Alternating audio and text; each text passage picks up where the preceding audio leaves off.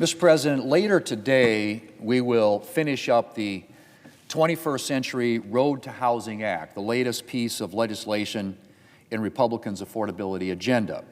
And next week, I will be bringing the Save America Act to the floor, and we will be having a full and robust debate.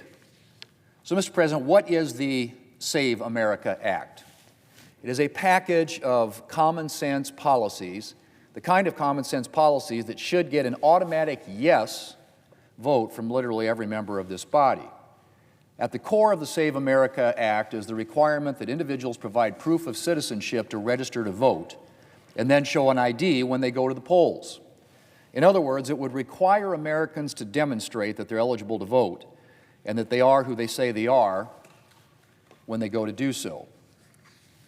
Not to keep using the word common sense, but it's pretty common sense, right?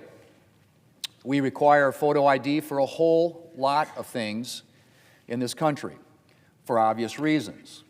Getting on a plane, show your official government-issued photo ID. Go to the doctor, same thing. Provide your government-issued photo ID plus your insurance card. Get hired for a new job. Provide your government-issued photo ID when you start. Mr. President, public libraries ask for a photo ID. In New York City, you have to provide some type of photo ID to get a library card. Baltimore, Maryland, same thing. Washington, D.C., again, photo ID. Mr. President, I'll stop with the list of libraries, but I think we can all agree that if you have to show photo ID and prove where you live to get a library card, it's not too much to ask voters to show ID to vote in federal elections. It takes about 10 seconds and protects the security of our elections. Mr. President, Americans overwhelmingly agree that voters should have to show ID at the polls. 83% of Americans, 83% in an August 2025 poll supported requiring photo ID at the polls for all voters. That includes 71% of Democrats, 76% of Black Americans, 77% of Asian Americans, and 82% of Hispanic Americans. It kind of feels like the only Americans not to support voter ID requirements are Democrats here in Congress. That's right.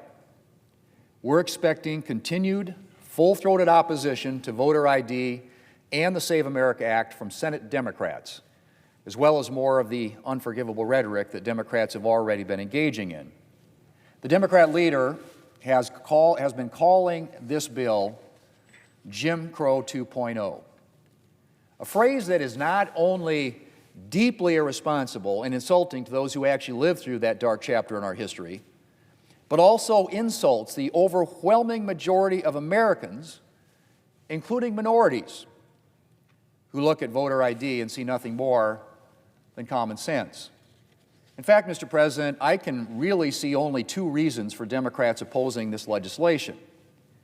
Either Democrats are just reflexively opposing this proposal because it originated from Republicans, or Democrats believe that there are, in fact, people out there voting illegally and that it's benefiting Democrats. And they want to keep it going. I honestly cannot think of another reason to oppose something so eminently reasonable as requiring people to demonstrate that they're eligible to vote and that they are who they say they are when they go to the polls. Now, Mr. President, I'll have a lot more to say about the Save America Act next week, including about two other common sense measures in the bill that would prevent biological males from competing in women's sports and protect minors from gender transition procedures. Two other things I should note that are supported by the American people. Mr. President, I can't guarantee an outcome on this legislation, but I can guarantee that we are going to put Democrats on the record, that they will be forced to defend their outrageous positions on these issues and explain to the American people why common sense and the Democratic Party have parted ways. Mr. President, Republicans are looking forward to this debate. And I look forward to saying much more about the Save America Act in the very near future.